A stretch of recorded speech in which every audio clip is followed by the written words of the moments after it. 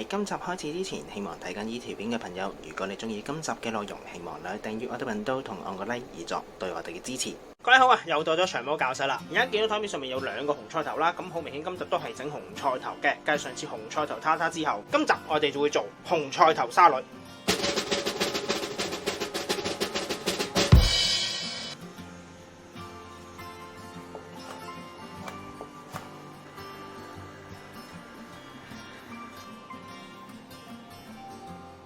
話明紅菜頭沙律梗係唔少得其他材料噶嘛，我哋額外會用到西柚同埋橙，另外再加啲沙律菜嘅。沙律菜嗰啲你可以買現成嗰啲，可能超級市場佢有啲 pre-mix 咗嘅，即係可能喺街市嗰度買啲沙律菜翻嚟都可以嘅。第一件事就要先處理咗紅菜頭啦。紅菜頭嘅方法上次都講解過㗎，可以參考翻紅菜頭塔塔嗰一集啦。喺紅菜頭焗緊嘅同時咧，有樣嘢想同大家探討一下嘅，因為呢排好多朋友仔問小弟一個問題，就係 vegan 或者純素應唔應該落蒜頭？首先外國純素嘅係叫做 vegan 嘅定義係咩呢？其實係一種生活嘅態度嚟嘅，指喺生活上一切嘅物質食材都唔希望牽涉到動物，即係點呢？例如養蜜蜂嚟做蜂蜜，係人類去干涉咗一個昆蟲啊，佢哋就唔會食噶啦。會食咩呢？會食楓樹糖漿。另外佢哋亦都唔會用啲皮革類嘅產品，因為你要殺咗隻動物先至攞到皮革噶嘛，你唔會攞完個皮革佢會生翻出嚟噶嘛。全部關於動物嘅嘢都唔會食，唔會用。咁點解會有啲人喺度問純素係咪唔應該食蒜頭？呢一個就牽涉到另外一個問題啦，就基本上係亞洲地方或者係亞洲人比較多嘅地區咧，通常都會有一個問題存在嘅。點解呢？因為呢一個係牽涉到亞洲人嘅宗教問題，即係呢個佛教啊同埋道教，因為佢哋角度就係蒜頭其實係屬於五分類嘅，佢哋煮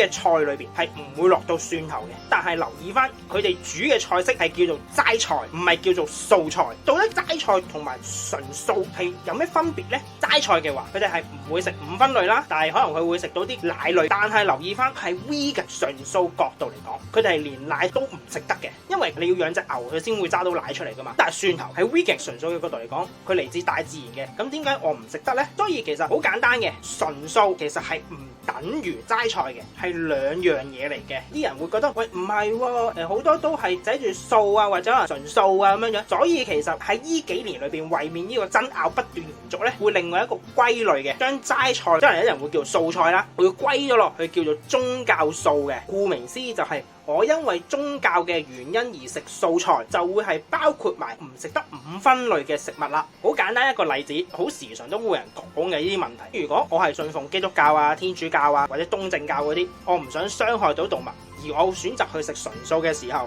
唔通又會覺得你食純素係咪唔可以食蒜頭啊？其實唔係噶，佢哋純素嘅意思純粹係我係唔會食或者用一切同動物有關嘅產品，但係我會食一切嚟自大自然嘅產品，例如蒜頭，佢哋都係會食嘅。但係佛教或者道教上嚟講呢，佢哋就真係唔食得蒜頭噶啦。咁啊，題外話就講晒啦。咁而家我哋就嚟做翻呢個紅菜頭沙律啦。然後我哋就會將個西柚起肉嘅，先切咗頂頭嘅底嘅皮啦。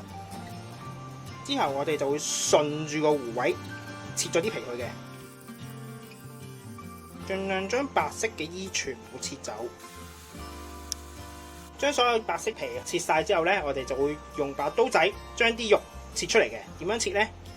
我哋會打斜切入去，咁樣樣就已經出嚟噶啦。我哋切晒成個西柚先，切剩呢啲咧，你可以揸汁攞嚟飲都得嘅。然後我哋會將佢一開二，先擺開佢一邊先。然後我哋會嚟切橙。如果啲橙咁細隻嘅話咧，仲細過西柚嘅話咧，可能會用兩個橙啦。到時就視乎翻啦，切翻一樣嘅。但係橙皮咧，今次我哋要留翻嘅。之後我哋會用嚟做裝飾用啊。同樣用刀仔將佢起咗出嚟，同樣將佢切半。然後我哋會嚟處理翻啲橙皮嘅。首先我哋會用刀仔將白色一 part 盡量片走佢。而家要點解呢？因為白色一 part 係會苦澀嘅。之後嗰啲橙皮咧，其實雖然話裝飾，但係其實都會食嘅。咁我哋就切走佢啦，留翻少少都可以噶啦。我哋切晒呢啲橙皮先。橙皮嘅話咧，我哋就會將佢切絲嘅，再切晒先啦。當所有橙皮切晒絲之後咧，我哋就會碌一落去嘅，點解呢？因為橙皮其實佢入邊咧，就算你點樣去白色嗰層皮咧，一樣都有苦澀味嘅。你唯有咧係通過煮佢呢個方式，令到佢入邊嘅苦澀味帶到出嚟，先至可以做咗一個好清新嘅橙皮嘅。先準備個煲，將所有橙皮擺晒落去，然後加凍水落去，要蓋過嘅。跟住我哋就會攞去煮。見到而家面頭有好多油嘅，因為嗰啲係橙皮油嚟嘅，正常嘅。然後開火。煮到水滾之後熄火，倒晒所有水，再重複翻呢個動作，凍水再煮滾佢。大概你要做呢個動作3至5次嘅，橙皮先至冇咗嗰陣苦澀味嘅。水滾啦，熄火，倒晒所有熱水出嚟，再次落凍水，將橙皮擺晒落去，再煮佢。而家第3次煮佢啦，試一試睇下仲結唔結。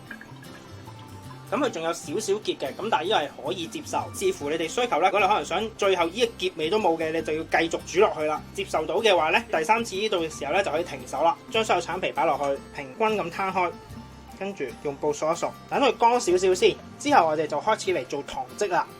紅菜頭去完皮之後咧，今次我哋會切大粒嘅，先將佢去咗一半先啦。呢度切一刀，好似洋葱咁樣切落去嘅，但係我哋今次會切大粒嘅。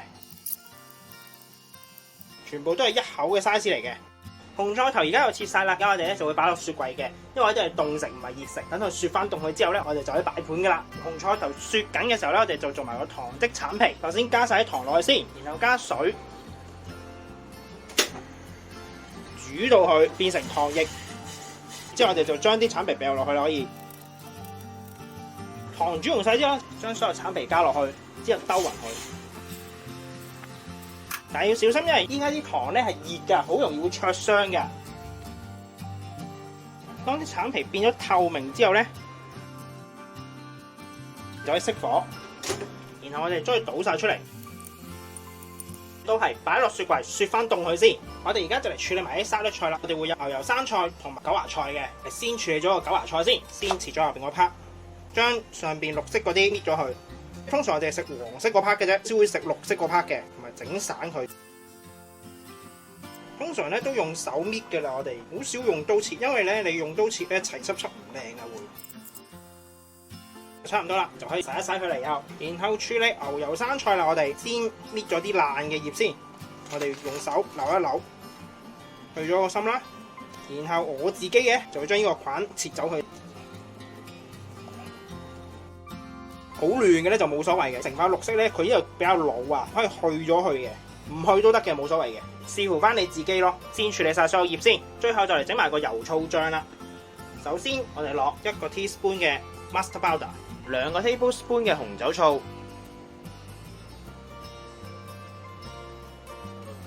先攪勻佢，2個 tablespoon 嘅 olive oil。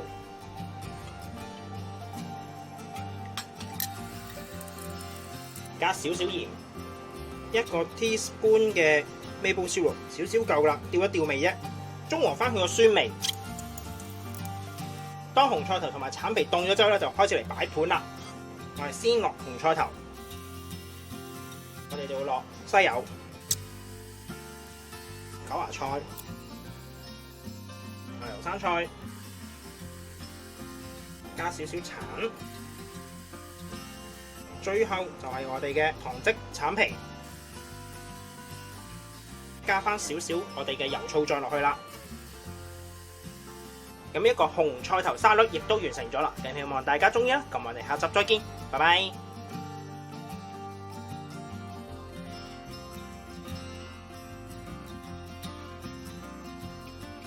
我哋加嚟試一試味，最好咧就係紅菜頭加橙皮，少少汁撈一撈，然後加啲菜提食咧就最好噶啦，